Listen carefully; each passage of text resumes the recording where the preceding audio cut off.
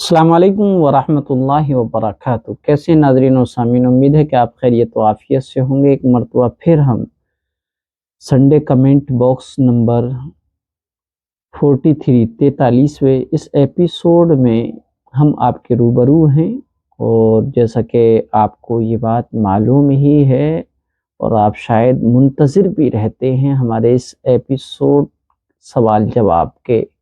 کیونکہ اس میں آپ کو سننے کو ملتے ہیں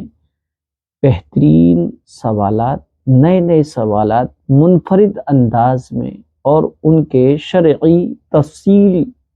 اور تسلی بخش جوابات۔ تو آئیے اس ایپیسوڈ کا سب سے پہلا سوال ہے، یہ ایک بہن ہے، ان کا نام تو نہیں ہے اس میں، ان نون نمبر ہے۔ یہ کہہ رہے ہیں مفتی صاحب السلام علیکم۔ وعلیکم السلام۔ میرا سوال ہے، جو ڈاگ ہوتے ہیں وہ شیطان کے تھوک سے بنے ہیں، پر شیطان تو اتنا برا اور دغا باز ہوتا ہے، پر اللہ تعالیٰ نے ڈاگ میں اتنی وفاداری اور اتنی معصومیت اور پیار کیوں رکھا ہے؟ یہ ہونے پر بھی کہ وہ ایک شیطان کے تھوک سے بنا ہے، اور اسلام میں اس کو پالنا حرام بھی ہے، اور اگر مجبوری میں کسی کو رکھنا پڑ جائے کتے کو تو کیا حکم ہے؟ تو دیکھیے گا، ایک تو یہ سوال ہے کہ کتا حرام کیوں ہے، اور یہ بہت سے لوگ سوالات کرتے ہیں۔ تو آج ہم سب کو ایک مسلمان ہونے کی حیثیت سے تو ہمارے لیے یہی جواب کافی ہے کہ کتے کو اللہ تعالیٰ نے نجس، ناپاک اور حرام پیدا کیا ہے۔ اس کے بعد یہ سوال کرنا کہ کتا ناپاک کیوں ہے، بالکل یہ ایسا ہی سوال ہے جیسے کہ کہا جائے کہ انسان انسان کیوں ہے، اور مرد مرد کیوں ہیں، اور عورت عورت کیوں ہے، اور کتا کتا کیوں ہے۔ جس طرح انسان کا انسان اور کتے کا کتا ہونا کسی دلیل کا محتاج نہیں ہے، کسی ریفرنس کی ضرورت نہیں ہے، نہ اس میں کیوں کی گنجائش ہے۔ اسی طرح اللہ رب العزت نے اس بیان کے بعد، اللہ رب العزت کے اس فرمان کے بعد کہ کتا نجس ہے، اس کا نجس ہونا بھی کسی دلیل اور وضاحت اور ریفرنس کا محتاج نہیں ہے۔ دنیا کا کون عقل مند ہوگا جسے پیشاب اور پاخانے کے نجس اور ناپاک ہونے کی دلیل سمجھانے کی ضرورت ہے؟ یقیناً کوئی ایسا نہیں ہے، لیکن موجودہ زمانے میں بعض وہ دانشوران، عقل مند مائنڈیڈ، جن کو یہ سمجھانا بھی آج مشکل ہے کہ انسان انسان ہے، بندر کی اولاد نہیں، عورت عورت ہے، مرد نہیں، وہ اگر پیشاب کو بھی آب حیات اور دوائے شفا بتائیں، اور گندگی میں بھی وٹامن بی اور سی کا سراغ نکال لائیں، ان کو سمجھانا واقعی مشکل ہے۔ رہا یہ کہ کتا تو وفادار جانور ہے، اس کو کیوں نجس قرار دیا گیا؟ اس سوال کو اٹھانے سے پہلے اس بات پر ہمیں غور کر لینا چاہیے، کیا کسی چیز کا پاک یا ناپاک ہونا فرما برداری اور بے وفائی پر ڈیپینڈ ہے؟ یعنی یہ اصول کس فلسفے کی روح سے ہم نے سمجھنے کی کوشش کی ہے، اور یہ اصول کون سا قانون بتاتا ہے کہ صحیح ہے کہ جو چیز وفادار ہو وہ پاک ہوتی ہے، اور جو چیز بے وفا ہوتی ہے وہ ناپاک کہلاتی ہے؟ اس کے علاوہ اس بات پر بھی غور کرنا ضروری تھا کہ دنیا کی وہ کون سی چیز ہے جس میں اللہ تعالیٰ نے کوئی نہ کوئی خوبی اور کوئی نہ کوئی فائدہ نہیں رکھا۔ کسی چیز کے صرف ایک آدھ خوبی کو دیکھ کر اس کے بارے میں آخری اور حتمی فیصلہ تو نہیں کیا جا سکتا۔ بلا شبہ کتے کے اندر وفاداری ایک خوبی ہے جو کتے میں بھی پائی جاتی ہے، اور جس سے سب سے پہلے خود انسان کو عبرت اور نصیحت پکڑنی چاہیے تھی کہ وہ اپنے مالک کا، جو اس کا مالک حقیقی نہیں ہوتا بلکہ ایک حکمی مالک ہوتا، حقیقی مالک تو سب کا اللہ ہے۔ تو ایک کتا جو اپنے مالک سے وفاداری کرتا ہے اور اس کے در کو نہیں چھوڑتا ہے، اسی طریقے سے انسان اپنے مالک کے حقیقی سے کہ در کو نہ چھوڑے اور اس کو اس کی وفاداری کرے، اس کے آنکھوں کے اشارے اور حکموں پر زندگی گزارے، یہ ہونا چاہیے۔ اور کتے سے اس خوبی وفاداری کی عادت سے انسان کو نصیحت لینے چاہیے، لیکن اس کی ایک خوبی کے مقابلے میں اس کے اندر کتنے ہی اوصاف، کتنے ہی عادتیں اور خصلتیں ایسی ہیں جو اس کی نجاست اور اس کے گندے اور حرام ہونے کو نمایاں کرتے ہیں۔ اس کا انسان کو کاٹ کھانا، اس کا اپنی برادری سے ہمیشہ لڑتے رہنا، اپنے برادری کے کتوں سے لڑتے رہنا، اس کا مردار خوری کی طرف رغبت رکھنا، کوئی بھی مردار جانور ہو وہ کھانے کے لیے دوڑتا ہے، گندگی کو بڑے شوق سے کھاتا ہے۔ ان تمام اوصاف اور خصلتوں کو ایک طرف رکھ کر اس کی وفاداری سے وزن کیجئے، آپ کو نظر آئے گا کہ کس کا پلہ بھاری ہے، اور یہ کہ کیا واقعتاً اس کی فطرت میں نجاست ہے یا نہیں۔ یہاں یہ بھی آپ کو میں کلیئر کر دینا ضروری سمجھتا ہوں کہ جن چیزوں کو آدمی خوراک کے طور پر استعمال کرتا ہے ان کے اثرات اس کے بدن میں منتقل ہوتے، ٹرانسفر ہوتے ہیں۔ اس لیے اللہ تعالی شانہ نے پاک چیزوں کو انسانوں کے لیے حلال کیا ہے اور ناپاک چیزوں کو اس کے لیے حرام کر دیا ہے، تاکہ ان کے نجس اثرات اس کی ذات اور شخصیت اور پرسنالٹی پر منتقل نہ ہو، ٹرانسفر نہ ہو، اور اس کے اخلاق، انسان کے کردار کو متاثر نہ کرے۔ خنزیر کی بے حیائی اور کتے کی نجاست خوری ایک ایسی چیز ہے جو کہاوت کے طور پہ کہی جاتی ہے۔ جو قوم ان گندہ چیزوں کو خوراک کے طور پر استعمال کرے گی، اس میں نجاست اور بے حیائی کے اثرات زیادہ سرایت کریں گے، جن کا مشاہدہ ہم اور آپ آج کے اس دور میں بخوبی اور کھلی آنکھوں سے اس کا مشاہدہ کر رہے ہیں۔ بہرحال اسلام نے بلا ضرورت کتا پالنے کی بھی ممانعت کی ہے، اس لیے کہ صحت اور رفاقت بھی اخلاق پر اثر انداز ہوتی ہے، اخلاق پر کے منتقل ہونے کا ایک مؤثر اور قوی ریزن اور ذریعہ ہے۔ اس لیے کہا جاتا ہے کہ نیک کی صحبت اور نیک آدمی کی رفاقت آدمی کو نیک بناتی ہے، اور بد آدمی کی صحبت اور بد کی رفاقت سے انسان کے اندر بدی آتی ہے۔ یہ اصول صرف انسانوں کی صحبت اور رفاقت تک ہی محدود نہیں، بلکہ جن جانوروں کے پاس آدمی رہتا ہے ان کے اخلاق بھی اس میں غیر محسوس طریقے پر منتقل ہوتے رہتے، ٹرانسفر ہوتے رہتے ہیں۔ اسلام یہ نہیں چاہتا ہے کہ کتے کے اوصاف و اخلاق انسان کے اندر ٹرانسفر ہوں، اس لیے اللہ تعالیٰ نے کتا رکھنے کی بھی ممانعت فرما دی، کیونکہ کتے کی مصابحت اور اس کی گیدرنگ اور اس کی رفاقت سے آدمی میں ظاہری اور نمائشی وفاداری اور باطنی نجاست اور گندگی کی عادت منتقل ہو جائے گی۔ اور اس کا ایک سبب یہ ہے کہ سائنس جو تحقیقات ہیں اس کے مطابق کتے کے اندر جراثیم، بیکٹیریا بے حد مہلک ہوتے ہیں، اور اس کا زہر اگر آدمی کے بدن میں سرایت کر جائے تو اس سے جو ہے جان جانے کا پورا کیا ہے چانسز ہوتے ہیں۔ اسلام نے نہ صرف کتے کو حرام قرار دیا تاکہ اس کے جراثیم انسان کے بدن میں منتقل نہ ہو، بلکہ اس کو ساتھ میں رکھنے سے، اس کی مصابحت سے پر بھی بالکل طریقے سے پابندی عائد کر دی۔ جس طرح ڈاکٹر کسی مجذوم، کوڑی اور تعاونی اور وبائی بیماری کا شکار مریض کے ساتھ رہنے سے کی ممانعت کر دیتے ہیں، بالکل منع کر دیتے ہیں، بس یہ اسلام کا انسانیت پر بہت ہی بڑا احسان ہے کہ اس نے کتے کی پرورش پر پابندی لگا کر انسانیت کو اس کے مہلک اور ہلاک کرنے والے اثرات سے محفوظ کر دیا۔ اور یہ کہنا کہ کتے کی تخلیق اور پیدائش کا ایک عجیب دلچسپ واقعہ ہوا، اس کی کیا تحقیق ہے،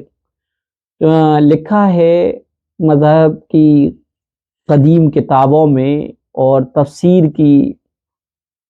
جو ہے بالکل غیر معتبر روایات میں یہ واقعہ لکھا ہے کہ ابلیس یعنی شیطان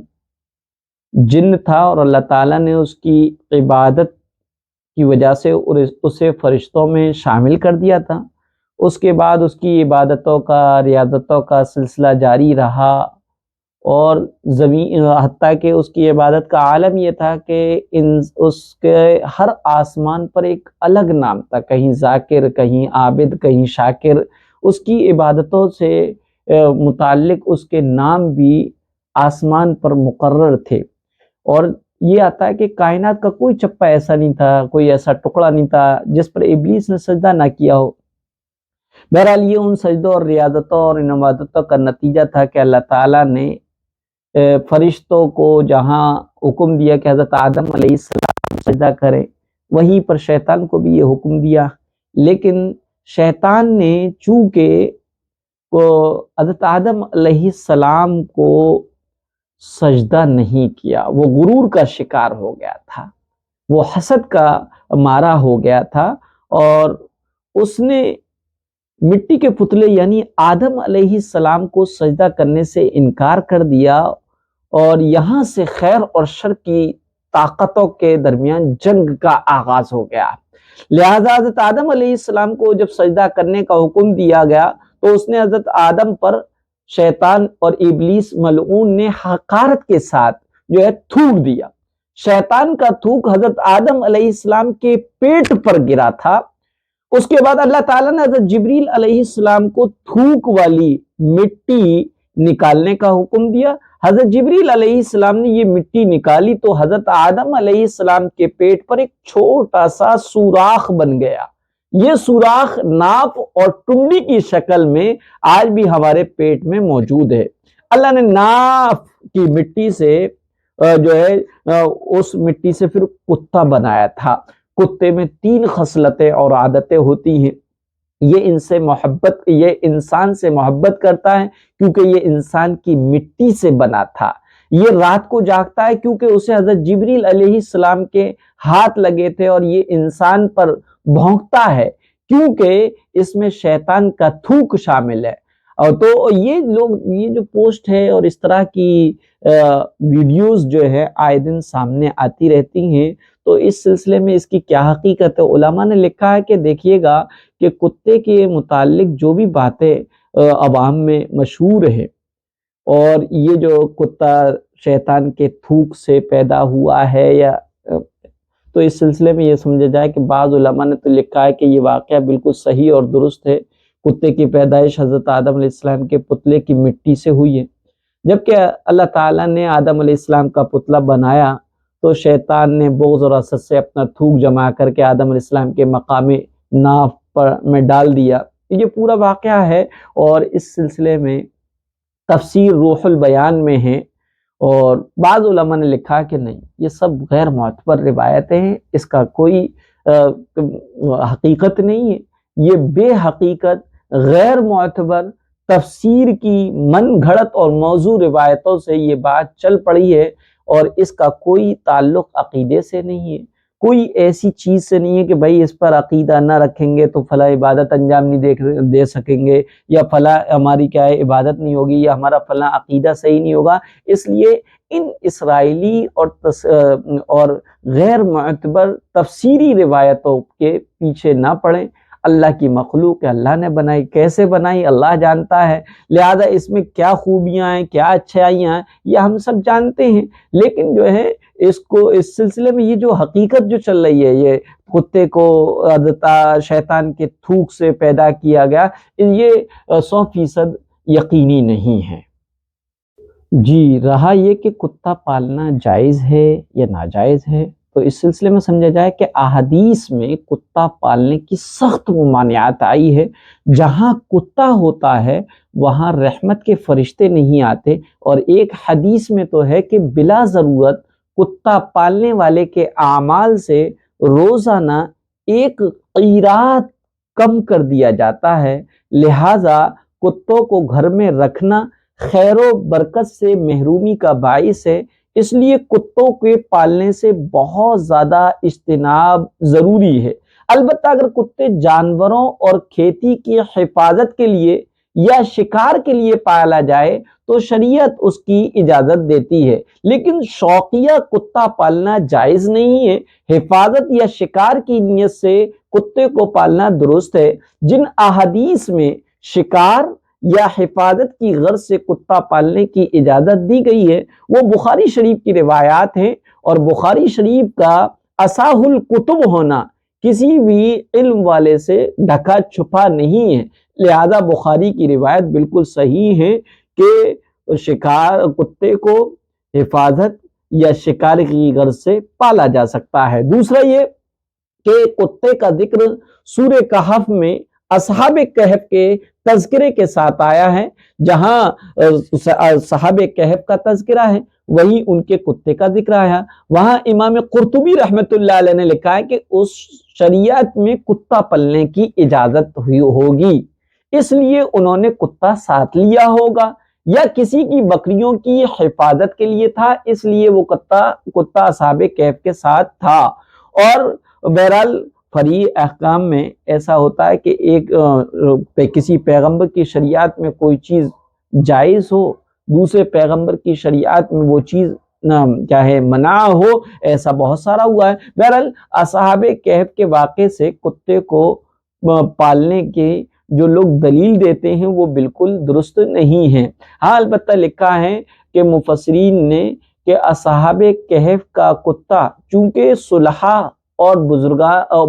اور نیک اور صالحین کے ساتھ رہا تھا، اس کی برکت سے اللہ پاک نے قرآن کریم میں اس کا ذکر فرمایا ہے۔ یہ اس کتے کی جزوی فضیلت تھی۔ اصحاب کہف کے کتے سے مطلقاً کسی بھی کتے کی فضیلت پر یہ دلیل دینا یہ بالکل درست نہیں ہے۔ جی یہ جو ہے سوال ہیں صوفی صاحب ہیں، وہ کہہ رہے ہیں کہ السلام علیکم ورحمۃ اللہ وبرکاتہ مفتی صاحب۔ وعلیکم السلام ورحمۃ اللہ وبرکاتہ، خیریت سنگے الحمدللہ۔ دیوالی کے مبارکباد دینا کیسا ہے؟ ہیپی دیوالی کہنا۔ غیر مسلم حضرات کے کوئی بھی تہوار ہو، ہولی ہو، دیوالی ہو، رکشا بندھن ہو، ان کے مشرکانہ اعتقادات اور یقین پر ڈیپینڈ ہوتے ہیں، اس لیے ہمارے لیے مشرک سے براعت اور بے تعلقی کا اظہار بے حد ضروری ہے، اور چونکہ مبارکبادی دینے میں ان کے فکر اور عقیدے اور یقین کی توثیق ہے اور تائید ہوتی ہے، اس لیے اس سے مکمل بچا جائے۔ بسا اوقات کبھی کبھی اگر اس کو برا بھی نہ سمجھا جائے تو یہ ایمان کے چلے جانے کا باعث اور ذریعہ بھی ہوتی ہے۔ لیکن عجیب اتفاق یہ ہے کہ آپ نے کسی غیر مومن کو کسی بھی جگہ پر اپنے الیکشن کے یا سیاسی اشتہارات لگاتے ہوئے دیکھا ہو تو اس نے کوئی مبارکباد دی ہو کہ رمضان کی مبارکبادی، عید کی مبارکبادی، بقرعید کی مبارکبادی، لیکن مسلم محلوں میں مسلم جو نیتا ہیں، سیاسی لوگ ہیں، وہ جو ہیں اپنے جو سیاسی اشتہارات دیتے ہیں تو اس میں رکشا بندھن کی مبارکبادی، ہولی کی مبارکبادی، اور جو ہے آپ کی جو ہے دیوالی کی مبارکبادی اور شبھ کامنائیں، حالانکہ ان کے وہ سیاسی اشتہارات جو ہے صرف اور صرف خالص مسلم سماج میں، مسلم آبادیوں اور بستیوں میں لگے رہتے ہیں، لیکن وہ اس قدر بے دینی کا ماحول ہے کہ گنگا جمنی تہذیب کا ہم ہی ثبوت دیں، اور اس طریقے سے جو ہے وہ اپنے بینر لگاتے ہیں اور جو ہے اس کا ایک میسیج یہ دیتے ہیں کہ ہم لوگ جو ہیں دیوالی اور رکشا بندھن اور یہ سب تہوارات میں مبارکبادی دینا اور شبھ کامنائیں دینا گویا کہ اسلام سکھاتا ہے، حالانکہ اسلام اس کے برخلاف انسانیت سکھاتا ہے، امن و آشتی کا پیغام دیتا ہے، لیکن ایک لمٹ میں۔ ایسا نہیں کہ آپ لمٹ کو کراس کر جائیں، ان کے عقائد، مشرکانہ عادت و اطوار، ان کے آپ کی جو ہے انسانیت اور بھائی چارگی میں ایسا نہ ہو کہ کہیں ان کی مشرکانہ فکریں اور ان کے مشرکانہ کام ان کی آپ کی بھائی چارگی کی وجہ سے تائید ہو رہی ہو، اور یہ بہت بڑا گناہ ہے، کیونکہ اللہ کے رسول صلی اللہ علیہ وسلم کے حدیث شریف میں آتا ہے کہ اگر کسی نے کفر اور شرک کو پسند بھی کیا، کفر و شرک پر رضامندی اور خوشی کا اظہار بھی کیا، تو گویا کہ اس نے کفر کیا، اتنا بڑا گناہ ہے، اس لیے اس سے مکمل بچنا چاہیے۔ یہ اعظم خان ہیں آگرہ سے، کہہ رہے ہیں السلام علیکم ورحمۃ اللہ وبرکاتہ۔ وعلیکم السلام ورحمۃ اللہ وبرکاتہ۔ مفتی صاحب، خواب میں پیلے آم دیکھنا کیسا ہے؟ آم پیلے خواب میں دیکھنا اچھا ہے، رزق کی فراخی اور کشادگی اور بہت زیادہ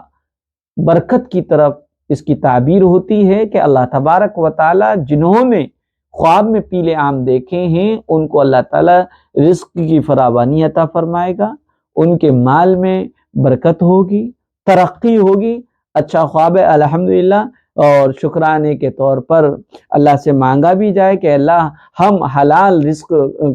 کا سوال کرتے ہیں، برکت والا خیر والا رزق مانگتے ہیں، اور یہی اس خواب کی تعبیر بھی ہے۔ یہ کنیز زینب ہیں، یہ کہنے السلام علیکم ورحمۃ اللہ وبرکاتہ۔ مفتی صاحب پرفیوم لگا کر نماز نہیں ہوگی؟ نہیں، پرفیوم ہوتا ہے سینٹ، پرفیوم، سینٹ، اسپرے، تینوں چیزیں اگر آپ نے لگائی ہیں تو نہ تو آپ کے کپڑے ناپاک ہوں گے اور نہ ہی آپ کی نماز میں کسی طرح کی کوئی نقص اور کمی آئے گی، بلکہ آپ کی نماز ہو جائے گی، کپڑے جوں کے تو پاک رہیں گے۔ کیونکہ جو سینٹ ہوتے ہیں اور باڈی اسپرے ہوتے ہیں، پرفیومز ہوتے ہیں، یہ سارے کے سارے یا تو الکوہل فری ہوتے ہیں یا الکوہل والے ہوتے ہیں، لیکن دنیا میں ہر الکوہل ناجائز و حرام نہیں ہے اور ناپاک نہیں ہے، ورنہ تو ایلوپیتھی دوائیں، ہومیوپیتھی دوائیں ساری الکوہل کے بغیر باقی نہیں رہ سکتی ہیں۔ لہذا وہ الکوہل جو کہ ناپاک اور ناجائز ہے، حرام ہے، وہ خاص چیزوں سے کشید کر کے بنایا جاتا ہے، جیسے کھجور کا ہے، جیسے کہ گیہوں کا ہے، بیجڑ کا ہے، ان سے جو کشید کر کے جو الکوہل تیار کیا جاتا ہے وہ ناپاک ہوتا ہے، وہ شراب کے حکم میں ہوتا ہے، وہ حرام ہے۔ لہذا اس طرح کا الکوہل اگر ملا ہے تو وہ پرفیوم لگانا جائز نہیں ہوا۔ لیکن عموماً جو گیہوں کا، بیجڑ کا اور کھجور سے کشید کر کے جو الکوہل تیار کیا جاتا ہے وہ نہایت ہی کوسٹلی ہوتا ہے، قیمتی ہوتا ہے، اس لیے مارکیٹ میں ملنے والے پرفیوم، باڈی اسپرے اور سینٹ میں وہ الکوہل نہیں ہوتا ہے۔ جب وہ الکوہل نہیں ہوتا ہے تو اس کو لگا لیا، اگر آپ نے پرفیوم کو لگا لیا، باڈی اسپرے لگا لیا، سینٹ لگا لیا، تو آپ کے کپڑے ناپاک نہیں ہوں گے اور آپ نے نماز پڑھ لی تو نماز بھی ہو جائے گی، اس لیے پریشان ہونے کی ضرورت نہیں۔ ہاں البتہ یاد رکھیے گا یہ بات ضرور کہ باڈی اسپرے، پرفیوم اور سینٹ لگانا اچھا ہے، خوشبو ہے، لیکن خوشبو اللہ کے رسول کو پسند تھی اور خوشبو عطر والی اللہ کے رسول کی سنت اور ادا ہے، اس لیے عطر لگائیں اور پرفیوم اور باڈی اسپرے اور سینٹ سے اجتناب کریں، عطر لگا کر نبی کی سنت کو زندہ کریں۔ جی، یہ پاکستان سے ایک بھائی نے سوال کیا ہے کہ مفتی صاحب میری کزن نے رات کو خواب دیکھا کہ اس کے پاؤں کے اندر کوئی چیز لکڑی کی طرح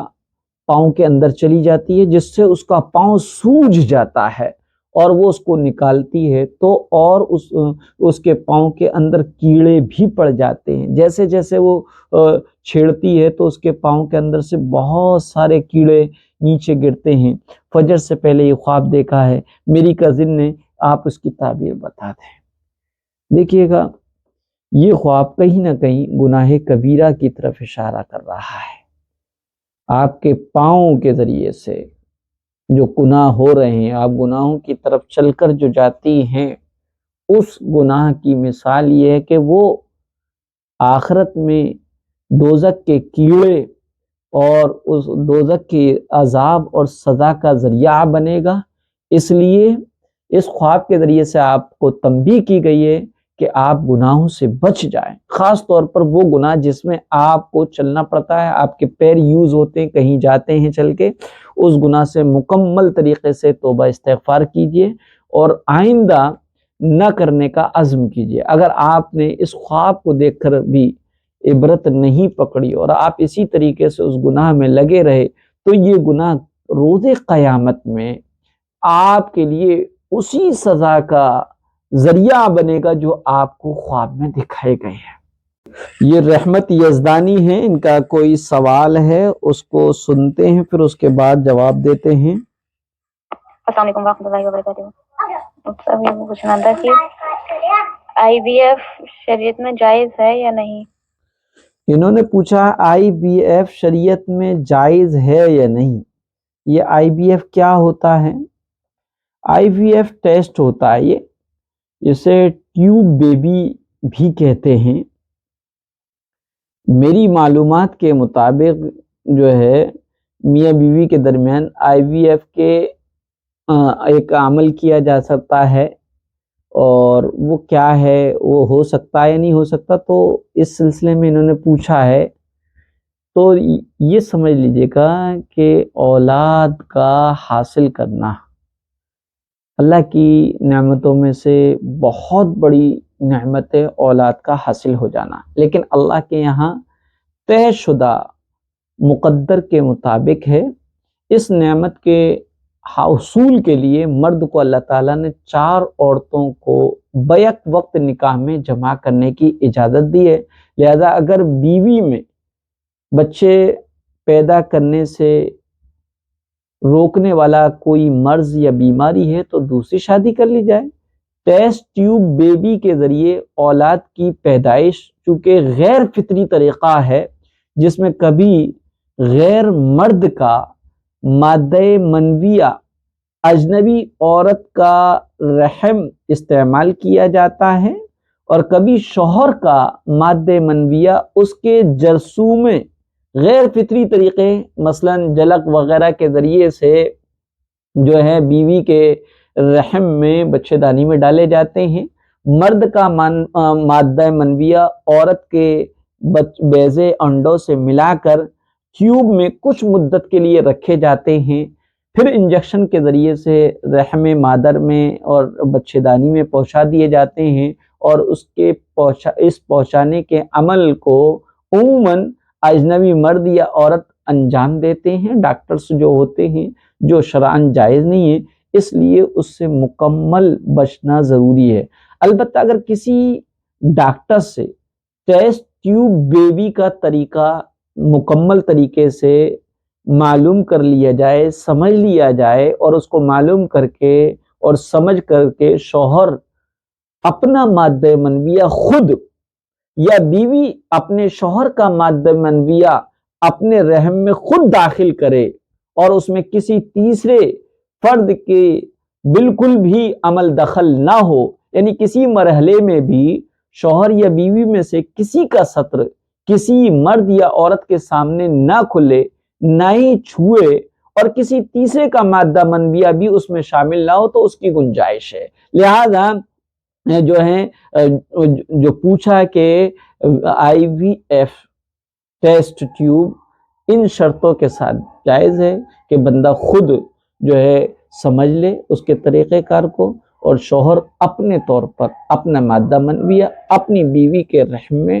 ڈالے، یا بیوی اپنے شوہر کا مادہ منویہ اپنی رحم میں ڈالے، کسی تیسرے کا کوئی عمل دخل نہ ہو، اور کوئی اور جو ہے دونوں کا سطر بھی نہ دے کہ مادہ منویہ بھی دونوں ہی کا ہو، کسی اور کا نہ ہو، تو ایسی صورت میں جائز ہے، ورنہ جائز نہیں ہے۔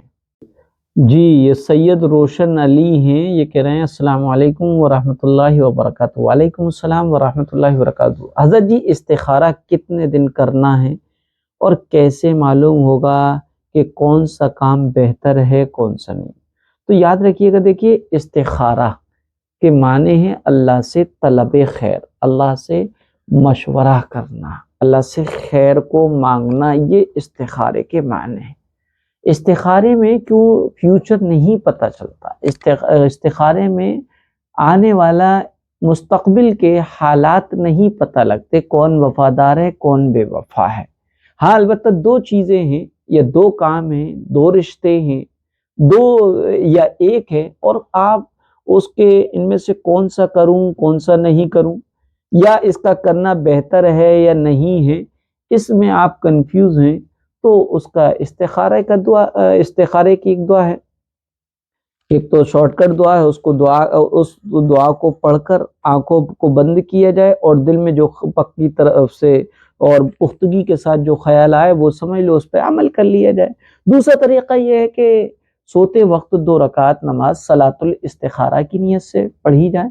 پھر اس نماز کے 2 رکعت نماز پڑھ لینے کے بعد اللہ سے دعا کریں۔ حالانکہ استخارے کی دعا بھی ہے، لیکن اگر وہ دعا یاد نہیں ہے تو آپ اپنے زبان میں دعا مانگیں اور یہ کہیں اے اللہ یہ کام، یہ رشتہ یا یہ کاروبار میرے حق میں میری دنیا اور آخرت کے اعتبار سے بہتر ہے، تو اے اللہ اس کام کو، اس رشتے کو میرے لیے آسان کر دے، مجھے اس رشتے سے اور اس کام سے قریب کر دے، اس کام کو یا رشتے کو مجھ سے قریب کر دے، اور کیا ہے آسانی کا معاملہ فرما۔ اور اے اللہ تو جانتا ہے میں کچھ نہیں جانتا، تو سارا کچھ جاننے والا ہے، میں کچھ بھی جاننے والا نہیں ہوں۔ اے اللہ اگر تو یہ جانتا ہے کہ یہ کام، یہ رشتہ، یہ کاروبار، یہ چیز میرے لیے بہتر نہیں ہے دنیا کے اعتبار سے، نہ انجام اور آخرت کے اعتبار سے، تو میرے اللہ تو اس کام کو، اس رشتے کو مجھ سے دور فرما، مجھے اس سے دور فرما،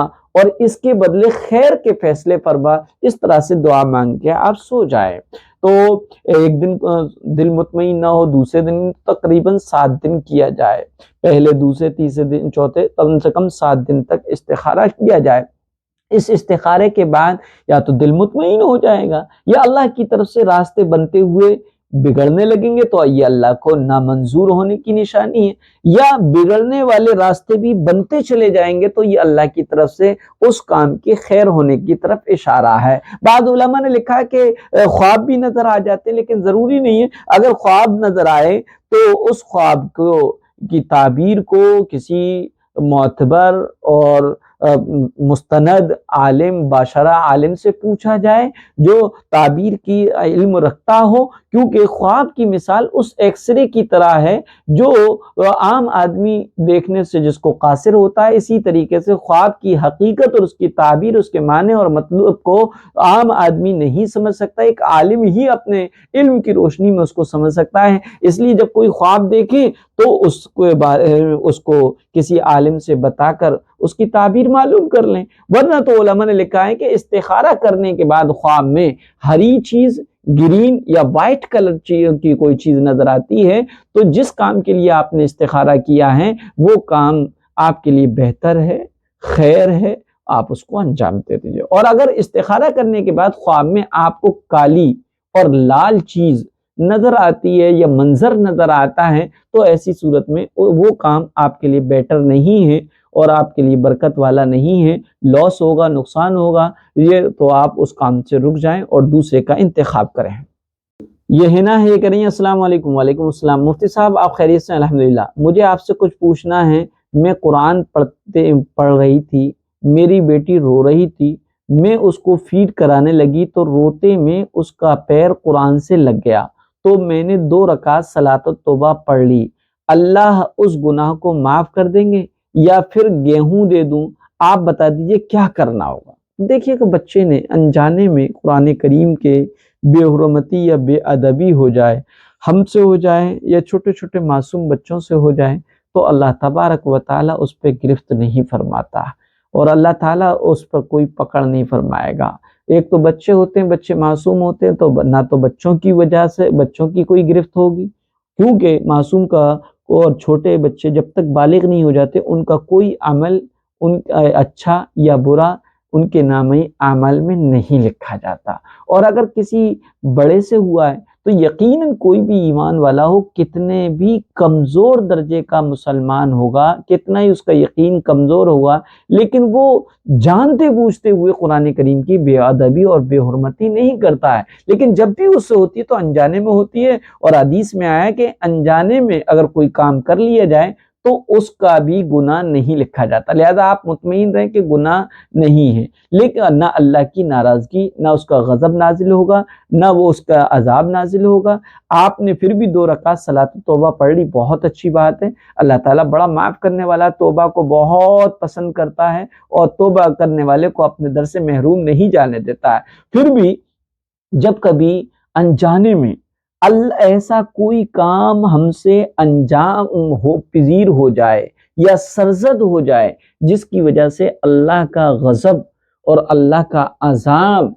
آنے کا قوی اندیشہ ہے یا قرآن و حدیث میں اس کے بارے میں بتایا گیا ہے، تو ایسی صورت میں کچھ نہ کچھ صدقہ اپنی حیثیت کے مطابق، صدقے میں کوئی چیز متعین نہیں ہے کہ گیہوں دیے جائیں یا کچھ اور دیے جائیں، بلکہ کیش اور نقد رقم صدقے میں جو آپ کی حیثیت میں وہ جلدی سے دے دیں، کیونکہ صدقہ اللہ کے غصے کو ٹھنڈا کرتا ہے، اللہ کے غضب کو ٹھنڈا کر دیتا ہے، اس لیے صدقہ دیں۔ اور جو عوام میں یہ مشہور ہے کہ قرآن شریف گر جائے یا بے ادبی ہو جائے تو اس کو تول کر گیہوں دیے جاتے ہیں، یہ میری جہالت ہے، اس کی کوئی حقیقت نہیں۔ جی یہ خان شکیل یہ کہہ رہے ہیں السلام علیکم ورحمۃ اللہ وبرکاتہ، حضرت ایک مسئلہ معلوم کرنا ہے۔ وعلیکم السلام، جی معلوم کیجئے۔ وہ یہ ہے کہ کسی کی قبر پر 40 دن سورہ بقرہ یا قرآن مجید پڑھنا اور اس کے پیسے پہلے سے ہی طے کرنا، تو کیا یہ پیسے لینا یا پڑھنا جائز ہے؟ دیکھیے ایصال ثواب کی غرض سے قبر پر قرآن خوانی بھی اگرچہ فی نفسی ہی جائز ہے، مگر اس کو اس کا ثواب بھی ملتا ہے، لیکن اس کو ایسی رسم ہرگز نہیں بنا لینا چاہیے کہ اس کو بعد والی نسل، ہماری اولاد اس کو لازم سمجھ لے یا اور لوگ اس کو لازم سمجھ لیتے ہوں اور جو نہ کرے اسے حقارت کی نگاہوں سے دیکھتے ہوں، تو ایسی کوئی بھی رسم کو انجام دینا شرعاً جائز نہیں ہے، اس سے مکمل بچنا لازم اور ضروری ہے۔ البتہ رہا یہ کہ ایصال ثواب مرحوم کو کیا جائے تو وہ گھر پر بیٹھ کر لیا جائے، قبرستان میں جا کر پڑھ لیا جائے، قرآن شریف لے کر یا بغیر قرآن شریف جو بھی دعائیں یاد ہیں وہ پڑھ کر دم کر دی جائیں یا اس کا ایصال ثواب کر دیا جائے، تو یقیناً اس کا ثواب ملے گا، پڑھنا بھی جائز اور درست ہے۔ لیکن رہا یہ کہ کسی کو اجرت پر طے کر کے 40 دن تک قبر پر بیٹھال کر قرآن مجید یا سورہ بقرہ پڑھنا کیسا ہے اور اس کو اجرت لینا کیسا ہے، تو یاد رکھیے گا قرآن پاک کی کسی بھی سورت کی کوئی بھی تلاوت کرنے کے بدلے میں یا پورے قرآن کریم کے پڑھنے کے بدلے میں اجرت لینا، پیسہ لینا جائز نہیں ہے، نہ ہی نماز میں اور نہ ہی نماز سے باہر۔ البتہ اگر کسی کو دم کرنے کے لیے بطور علاج وغیرہ سورہ بقرہ پڑھی ہے تو اس کی اجرت لینا جائز ہے، جیسا کہ لوگ اپنے مکانات میں اور دکان وغیرہ میں بغرض علاج جو ہے سورہ بقرہ پڑھواتے ہیں، تو علاج کی غرض سے سورہ بقرہ کا پڑھنا اور اس پر اجرت لینا تو جائز ہے، لیکن جو قبرستان میں جو پڑھی جا رہی ہے یقیناً یہاں پر علاج وغیرہ مقصود نہیں ہے، ایصال ثوابی مقصود ہے اور اس کے لیے اجرت طے کرنا جائز اور درست نہیں ہے۔ یہ مسکان خان ہے، یہ کہہ رہی ہیں السلام علیکم مفتی صاحب۔ وعلیکم السلام۔ کسی عورت نے مسئلہ پوچھوایا ہے کہ اس کی پاکی ہمیشہ 3 دن سے پہلے ہی ہو جاتی ہے، تو وہ کیا کرے؟ ہمیشہ نماز پڑھتی رہے یا حیض مان لیا جائے؟ تو دیکھیے گا اس سلسلے میں یہ بات سمجھ لیجئے گا کہ حیض کی کم سے کم جو مدت ہے وہ 3 دن ہے یا 3 دن اور 3 رات ہیں، اور زیادہ سے زیادہ 10 دن اور 10 رات ہیں۔ لہذا جب آپ نے یہ سمجھ لیا کہ حیض کی کم سے کم ٹائمنگ 3 دن 3 راتیں یعنی دونوں کو ملایا جائے تو 72 گھنٹے ہے، 72 گھنٹے، 1 منٹ بھی اگر کم ہے تو حیض نہیں ہے، اور زیادہ سے زیادہ 10 دن اور 10 راتیں ہیں۔ لہذا یہ ممکن ہے کہ 72 گھنٹے سے ذرا بھی پہلے ختم ہو جائے تو وہ حیض نہیں ہے بلکہ استحاضہ ہے۔ ہاں اگر وہ ٹائمنگ کا اختلاف ہو سکتا ہے، مثلا کسی مہینے میں اس کو جو کسی عورت کو یا لڑکی کو حیض آیا تو سورج نکلتے وقت شروع ہوا، اور 3 دن 3 رات پورے ہونے پر جو ہے سورج نکلنے کے سورج ڈوبنے کے بعد ختم ہوا تو حیض ہے، اگرچہ دن بڑھے یا کم ہو، لہذا 72 گھنٹے ہونا چاہیے۔ 3 دن اور 3 رات کا مطلب پورے 72 گھنٹے ہوں۔ اگر 72 گھنٹے سے پہلے اس کو وہ پاک ہو جائے تو وہ حیض نہیں بلکہ استحاضہ ہے، اور ایسی صورت میں جو ہے وہ اپنے پاک رہے گی. یہی لکھا مسئلہ لکھا ہے کہ جس عورت کو عمر بھر حیض کا خون آیا ہی نہیں یا حیض کا خون آتا تو ہے یا آیا تھا مگر 3 دن سے کم آیا تو وہ عورت عمر بھر پاک ہی رہے گی. اور اگر کسی مہینے میں ایک بار 3 دن 3 رات خون آیا پھر اس کے بعد کبھی بھی نہیں آیا تو وہ صرف انہی 3 دن اور رات کو حیض کے شمار کرے گی، باقی ہمیشہ کے لیے وہ پاک رہے گی. یہ مسکان خان ہے، یہ کہہ رہے ہیں السلام علیکم مفتی صاحب. وعلیکم السلام. ہمیں اسرائیل کا بائیکاٹ کرنا ہے پر ہمیں کوئی مہندی چیز خریدنی ہے جیسے لیپ ٹاپ اور اس میں اسرائیل کے برانڈ زیادہ اچھے ہیں دوسرے کنٹریز کے اچھے نہیں ہیں تو کیا کریں؟ دیکھیے گا جو چیز ایسی ہے جس کے بغیر ہمارا کام نہیں چل سکتا ہے تو اس کو لے لیا جائے، چاہے وہ کسی بھی ملک اور کنٹری کا پروڈکٹس ہو، اسرائیل کا ہو، جاپان کا ہو، امریکہ کا ہو، لے لیا جائے. اور اگر ایسی کوئی چیز ہے جن کے بغیر زندگی گزاری جا سکتی ہے یا جن کے دوسری کمپنیوں کے بدل بھی ہمیں مل جاتے ہیں تو ایسی صورت میں بہتر یہ کہ اسرائیل کے نہ خریدے جائیں، کیونکہ مسلم قوم سے برسر پیکر جو ملک ہوگا اور وہ مسلمانوں پہ ظلم کر رہا ہوگا تو ایسی صورت میں ساری دنیا کے مسلمانوں کا کام یہ ہے کہ وہ اپنے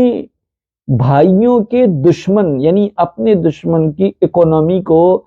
کمزور سے کمزور جتنا کر سکتے ہیں وہ کریں، یعنی اس کا بائیکاٹ کریں، اس کی کسی بھی پروڈکٹس کو نہیں خریدیں. ہاں البتہ جو چیز ضروری اور لازمی ہے ان کو خرید لیں، کوئی حرج کی بات نہیں اور شریعت کے خلاف بھی نہیں، کیونکہ شریعت بہت آسان ہے. الدین یسر، دین آسان ہے. لہذا کچھ دوائیں ہوتی ہیں، کچھ ایسے سامان ہوتے ہیں جو دوسری کنٹریز کے ہے ہی نہیں ہیں لیکن اچھے نہیں ہیں تو ایسی صورت میں اسرائیل وغیرہ کے ہیں تو اس کو لیا جا سکتا ہے. کوشچن دوسرا ان کا کہہ رہے ہیں ہم سفر میں ہیں اور نماز کے لیے جگہ نہیں ہوتی اور کیا ہے ودی مزی یا پیشاب کے قطروں کی پرابلم بھی ہے تو کیا ایسے میں لیڈیز نماز قضا کر سکتی ہیں؟ دیکھیں نماز تو قضا کرنے کی اجازت ہی نہیں ہے. ساری زمین کو اللہ نے اپنے حبیب پیارے آقا حضرت محمد صلی اللہ علیہ وسلم اور آپ کی امت کے لیے سجدہ گاہ بنا دیا، جہاں وقت ہو نماز پڑھ لیں. لیکن اگر کوئی ایسی صورت ہے کہ جہاں پر کیا ہے کپڑوں کی چینجنگ کا مسئلہ ہے، کپڑے چینج بھی نہیں کر سکتے کیونکہ جو کپڑے پہنے ہیں اس میں لیکوریا ہے یا کوئی خون ہے یا پیشاب کے قطرے وغیرہ لگ چکے ہیں، اس لیے وہ لباس جو ہے ناپاک ہے. دوسرا لباس نہیں ہے کہ جہاں چینج کر لیں، یا پانی نہیں ہے اس کو دھو لیں، یا پانی ہے لیکن کوئی ایسا انتظام نہیں ہے کہ کسی جگہ جا کر اس کو وہ کر لیں، دھو لیں یا وضو بنا لیں تو ایسی صورت میں نماز تو قضا نہیں کر سکتے. البتہ کوئی ایسی شکل نہیں ہے کہ نماز کو ادا کیا جائے سوائے اس کے کہ نماز قضائی ہوگی تو ایسی صورت میں بھی شریعت یہ کہتی ہے تشبہ بالمصلین کیجئے گا. تشبہ بالمصلین کا مطلب یہ کہ انہی ناپاک کپڑوں میں جو ہے آپ نماز پڑھ لیجئے گا اور گھر پر آ کر اس نماز کو کپڑے چینج کر کے پاک کپڑے پہن کر دوبارہ دہرائیے گا. اعادہ صلاۃ اور اعادہ نماز لازمی اور ضروری ہے. پھر تشبہ بالمصلین کیوں؟ تاکہ یہ میسج جائے کہ مسلمان کبھی بھی کسی بھی حالت میں نماز کو نہیں چھوڑتا ہے. جی یہ جو ہے مسکان خان ہیں بلکہ سید احمد صاحب ہیں، سید حماد صاحب ہیں، وہ کہہ رہے ہیں السلام علیکم مفتی صاحب. وعلیکم السلام. ملتانی مٹی یا بچوں کی سلیٹ پر چوک سے جو لکھتے ہیں کیا وہ عورت کھا سکتی یا نہیں؟ حالت حمل میں عورت کو طلب سی لگتی ہے، ہڑک سی لگتی ہے، کیا حالت حمل میں وہ کھا سکتی ہے یا نہیں؟ برائے کرم جواب ضرور عنایت فرمائیں، مہربانی ہوگی. دیکھیے گا مٹی اپنے آپ میں کوئی حرام چیز نہیں ہے، لیکن اس کا کھانا انسانی صحت اور اس کی ہیلتھ کے لیے عموماً نقصان دہ ہوتی ہے۔ اس لیے فقہاء اکرام نے مٹی کھانے کو مکروہ لکھا ہے۔ لہذا اگر کوئی اتنی کوانٹٹی میں مٹی کو کھائے جس سے اس کی صحت پر برا اثر پڑے یا وہ بیمار ہو جائے یا اس کی صحت کو نقصان دے تو اس کی اجازت نہیں ہے۔ جو اتنی مٹی کی اتنی کوانٹٹی کھانا جس سے صحت کے لیے نقصان ہو اور صحت کے لیے نقصان دہ ثابت ہو وہ جائز نہیں ہے۔ اور اگر کبھی کھا لیں اور تھوڑی بہت کھا لیں جس سے بدن کو اور صحت کو کوئی نقصان نہیں پہنچے گا، ہاں لیکن نقصان ہونے کا اندیشہ ہے تو اس کے صورت میں اس کی گنجائش ہے۔ بہرحال اتنی مقدار کھانے کی اجازت ہے کہ صحت اور انسان کے لیے نقصان دہ نہ ہو۔ لہذا اگر حاملہ عورت جیسے مٹی کھانے کی ان کو طلب زیادہ ہو جاتی ہے تو اس وقت ان کو اتنی مقدار میں مٹی کھا لینا بلا کراہت درست ہوگا جتنی مقدار سے ان کو اور حمل کو کوئی نقصان نہ ہو۔ یہ زینت شیخ ہیں، یہ کہہ رہی ہیں السلام علیکم مفتی صاحب۔ وعلیکم السلام۔ کسی کے شوہر کا انتقال ہو جائے اور انہوں نے حق مہر نہ ادا کیا ہو تو کیا ان کے بڑے بیٹے اس مہر کو ادا کریں گے یا کوئی بھی بیٹا کر دے؟ یہ مہر ادا کرنا ضروری ہے مرنے کے بعد؟ دیکھیے لوگ باگ یہ سمجھتے ہیں جو مہر کی ادائیگی مرتے وقت ضروری ہے، ایسا کچھ نہیں۔ یہی وجہ ہے کہ ہمارے یہاں پر جب غلط سوچ بنی اور غلط انفارمیشن ہمیں ملی تو ہمارے عمل بھی غلط ہو گئے۔ عام طور پہ لوگ یہ سمجھتے ہیں کہ مہر تو مرتے وقت دیا جاتا ہے یا معاف کرایا جاتا ہے۔ یہی وجہ ہے کسی کو جہاں کنی کا وقت ہوتا ہے تب اس کے پاس اس کی بیوی کو بیٹھا لا جاتا ہے اور سارے رشتہ دار فورس کرتے ہیں اور کہتے ہیں بہن معاف کر دو معاف کر دو۔ وہ کہتی ہیں ہاں میرے اللہ نے اپنا مہر معاف کیا، اس نے کہا معاف ہو گیا۔ اس طریقے سے معاف کروایا جاتا ہے جس سے معاف بھی نہیں ہوتا ہے۔ دوسرا یہ کہ کبھی کبھی اس کی مہلت ہی نہیں ملتی تو مہر کی ادائیگی کی جو ہے مرحوم کے چلے جانے کے بعد مہر کے بارے میں جو ہے سر جوڑ کے سب رشتہ دار بیٹھتے ہیں اور کہتے ہیں اب کیا ہو۔ تو یاد رکھیے گا مہر عورت کا حق ہے، اس کو دے دینا چاہیے۔ مہر کا تعلق موت اور رشتے نکاح کے ختم ہونے سے نہیں ہے بلکہ مہر پہلی ہی رات میں ادا کر دے، یہ زیادہ بہتر ہے۔ اگر کسی نے اپنی بیوی کا مہر نہیں ادا کیا اور اس کا انتقال ہو گیا تو ایسی صورت میں شریعت یہ کہتی ہے جو وہ مال چھوڑ کر گیا ہے، مرنے والے نے جو اپنی ملکیت میں جو کیش پراپرٹی زمین مکان جائیداد دکان زیورات اور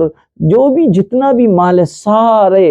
وہ ترکہ کہلاتا۔ اس ترکے میں 4 حق ہوتے ہیں۔ پہلے تو اس کے کفن دفن کا انتظام کیا جائے گا، دوسرا یہ ہے کہ اس کے اوپر جتنے قرض ہیں ان قرضوں کی ادائیگی کی جائے گی، اور مہر بھی چونکہ ایک قرض ہے تو قرضے کے طور پر بیوی کو اس کے ترکے میں قرضے کے طور پر اس کے مہر کی ادائیگی کی جائے گی۔ پھر اس کے بعد وصیت کی ادائیگی، تہائی مال سے وصیت ہوگا۔ پھر اس کے بعد جو وارثوں کے رشتہ داروں کے حصے قرآن و حدیث میں بتائے گئے ان کو اس سے دیے جائیں گے، وراثت تقسیم ہوگی۔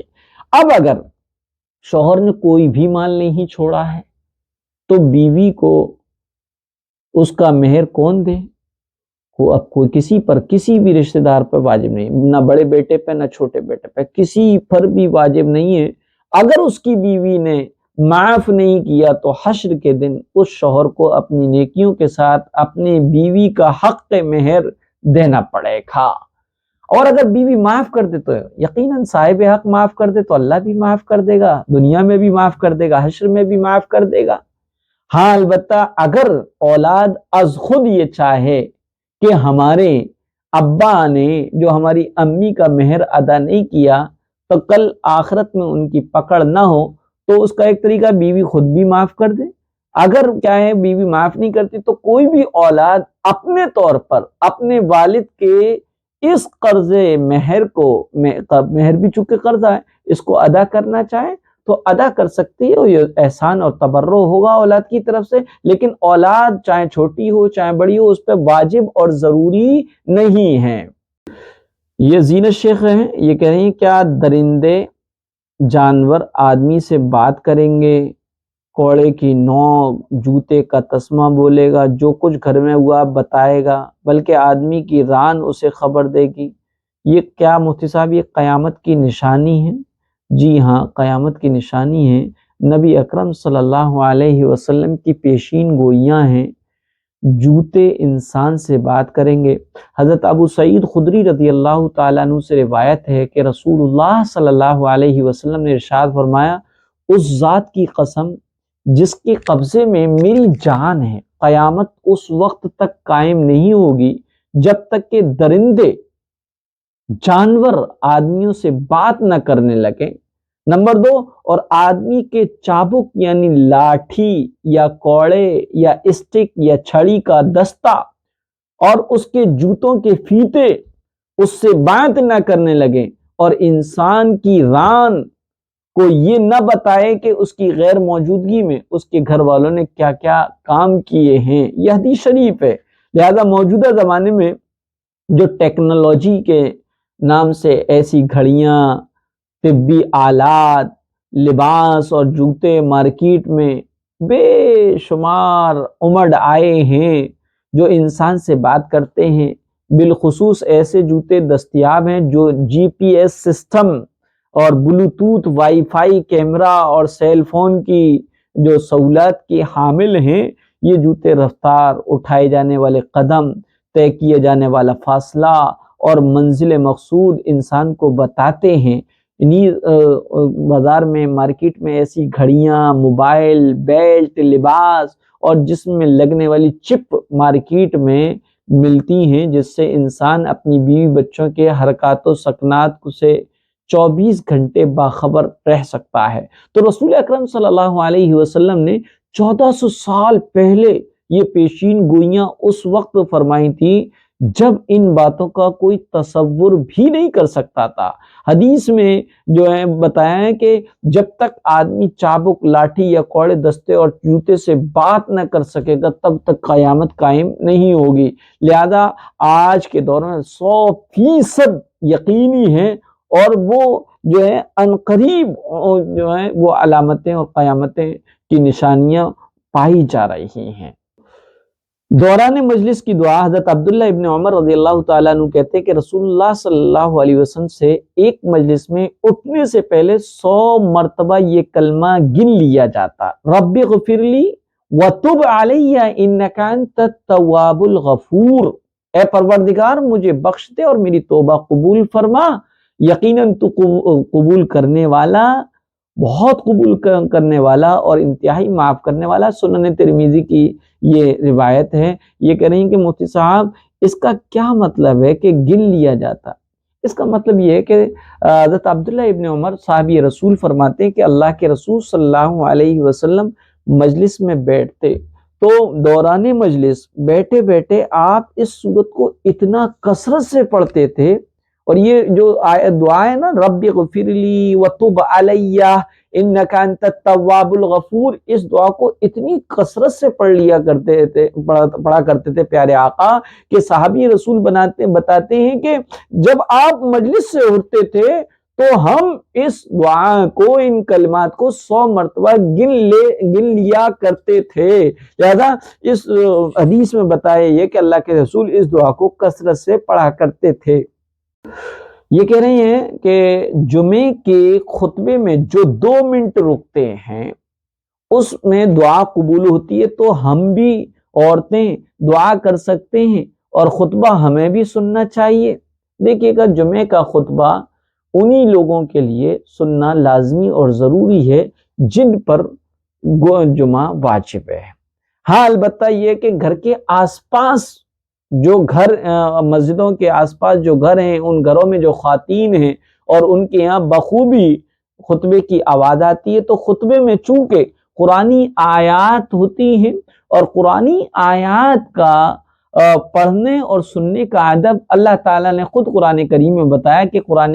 جب قرآن کریم پڑھا جائے تو خاموش رہو، غور سے سنو۔ لہذا آواز مسجد کے آس پاس گھروں میں موجود خواتین کو خطبے کی آواز آ رہی ہے تو ان کو بھی چاہیے کہ غور سے سنیں، کیونکہ قرآن کی تلاوت ہو رہی ہے، اور قرآن کی تلاوت کا ادب یہی ہے کہ سننے والا اس کو غور سے سنے، دنیا کی باتیں ہرگز نہ کرے۔ البتہ رہی یہ بات کہ خطیب پہلا خطبہ دینے کے بعد ممبر پہ بیٹھتا ہے، اب کتنی دیر بیٹھتا ہے، 2 منٹ ضروری نہیں ہے، بلکہ علماء نے لکھا ہے کہ ہلکا سا ذکر ہو جائے، اور ذکر زبان سے نہیں کرنا، ایک مرتبہ درود شریف دلی دل میں پڑھ لے، اتنی وقفہ ہونا چاہیے۔ اور یہ وقفہ قبولیت دعا کی گھڑی ہے، اس میں اللہ تعالیٰ سے جو دعا مانگی جاتی ہے اللہ تعالیٰ قبول فرماتے ہیں۔ لہذا جو ہے جن کو دعا مانگنی ہے دوران خطبہ، 2 خطبوں کے درمیان جب بیٹھا جاتا ہے اس درمیان میں دعا مانگنی ہے، تو لکھا ہے علماء نے کہ زبان سے نہ مانگے بلکہ دل ہی دل میں مانگے، نہ ہاتھ اٹھا کر مانگے۔ بعض مسجدوں میں لوگ ہاتھ اٹھا کر مانگتے ہیں، زبان سے مانگتے ہیں، دونوں ہی صورتیں غلط ہیں، کیونکہ دوران خطبہ نہ کوئی سلام ہے نہ کلام ہے، نہ کوئی دعا ہے نہ کچھ ہے۔ ہاں البتہ قبولیت دعا کی گھڑی ہے تو جو ہے دلی دل میں اللہ سے مانگ لیا جائے۔ خواتین حضرات بھی مانگ سکتی ہیں اگر آس پاس مسجد کے ہیں، اور وہ دعا کی قبولیت جس قدر قبولیت کے ساتھ دعا مانگی جاتی ہے اور جس یقین کے ساتھ مانگی جاتی ہے، اللہ رب العزت اس دعا کو اسی درجے میں قبول فرماتے ہیں۔ یہ کہہ رہے ہیں زینت شیخ بہن سورہ کہف پوری نہ پڑھ پائے ٹائم کی وجہ سے، تو آخر کی 10 آیت پڑھیں تو بھی پورا ثواب ملے گا۔ دیکھیے گا سورہ کہف کے جمعے میں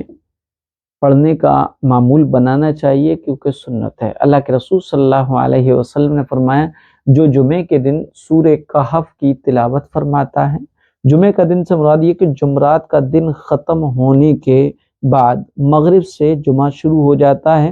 اور جمعے کے دن مغرب سے پہلے تک اس کو پڑھ لیا جائے، چاہے تسلسل کے ساتھ پڑھا جائے،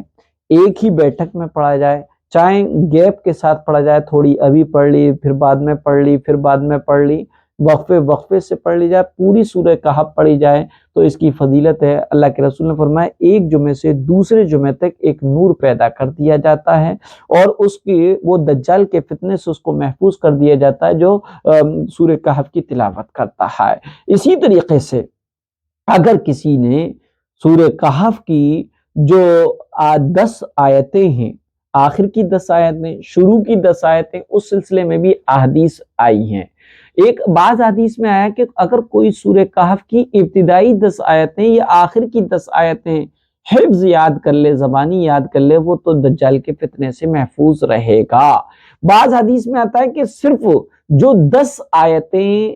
سورہ کہف کی شروع کی اور آخر کی یا شروع کی اگر پڑھ لے، پڑھنے کے لفظ بھی آئے، قرأ کے لفظ آئے، تو وہ دجال کے فتنے سے محفوظ رہے گا، تو اس اعتبار سے اس کو فضیلت حاصل ہو جائے گی۔ اگر کوئی کسی مجبوری کی وجہ سے پوری سورہ کہف جمعے کے دن نہیں پڑھ پایا اور صرف آخر کی 10 آیتیں پڑھ لیتا ہے، تو 10 آیتوں کے پڑھنے پر جو فضیلت ہے، یعنی دجال کے فتنے سے حفاظت، یہ اس کو حاصل ہو جائے گی۔ اور 10 آیتوں میں جتنے حروف آئیں، ہر حرف کے پڑھنے پر 10 نیکیاں ملتی ہیں، لہذا اس اعتبار سے نیکیاں مل جائیں گی اور فضیلت حاصل ہو جائے گی۔ لیکن جو کوئی پوری سورہ کہف پڑھے وہ یقیناً زیادہ ثواب ہے اس میں، کیونکہ حروف کی کثرت نیکیوں کی کثرت کا سبب بنے گی، لہذا جو ہے ثواب پوری سورہ کہف کے پڑھنے میں زیادہ ہے۔ لیکن اگر کوئی آخر کی 10 آیتیں سورہ کہف کی پڑھ لے تو انشاءاللہ العزیز اس کو فضیلت حاصل ہو جائے گی۔ یہ کہہ رہے ہیں مصطفیٰ فیور کی کوئی دعا ہو زیادہ تیز ہے؟ دیکھیے فیور بخار کی تیزی کو ختم کرنے کے لیے اور فیور کی تیزی کو ختم کرنے کے لیے دعائیں ہیں۔ بخار کی تیزی ختم کرنے کے لیے بار بار یہ آیت پڑھ کر مریض پر دم کریں، انشاءاللہ بہت مفید ہے۔ قُلْنَا يَا نَارُ كُونِي بَرْدًا وَسَلَامًا عَلَىٰ إِبْرَاهِيمَ، اس دعا کو خوب پڑھا جائے۔ اسی طریقے سے لکھا ہے کہ جس کو بخار ہو 7 بار حدیث شریف میں آئی ہوئی یہ دعا پڑھ لی جائے، بسم اللہ الکبیر اعوذ باللہ العظیم من شر کل عرق نقار ومن شر حر النار۔ یہ جو ہے مریض خود نہ پڑھ سکے تو کوئی دوسرا نمازی پنجگانہ ہو یا بے نمازی ہو، بہرحال کوئی بھی نمازی پڑھے، صالح پڑھے، بہت اچھا ہے، 7 بار پڑھ کر دم کرے یا پانی پر دم کر کے پلائیں، انشاءاللہ العزیز تو بخار اتر جائے گا۔ ایک مرتبہ میں بخار نہ اترے تو بار بار یہ عمل کرتے رہیں۔ ایک دعائیں ہیں اور وہ دعا 2 سجدوں کے درمیان جو بیٹھتے ہیں نا اسے جلسہ کہتے ہیں۔ جلسے کی دعا ہے اللہم اغفر لی ورحمنی وحدنی ورزقنی۔ جو دعائیں مانگ لینا اس کو بہت اللہ تعالیٰ زبان مبارک سے پیارے آقا حضرت محمد صلی اللہ علیہ وسلم کے نکلے ہوئے کلمات ہیں، لہذا اس کو عربی میں ہی یاد کر لیں اور اس کو جلسے میں پڑھا کریں۔ جلسے میں یعنی 2 سجدوں کے درمیان پڑھا کریں، اللہم اغفر لی، اللہم اغفر لی 3 مرتبہ پڑھ لیا کریں، یا پھر یہ دعا اللہم اغفر لی، اے اللہ میری مغفرت فرما، ورحمنی مجھ پر رحم کیجئے، واہدینی مجھے ہدایت دیجئے، ورزقنی مجھے روزی عطا فرمائیے گا۔ بہرحال یہ حدیث سے ثابت ہے، اس کو پڑھ سکتے ہیں۔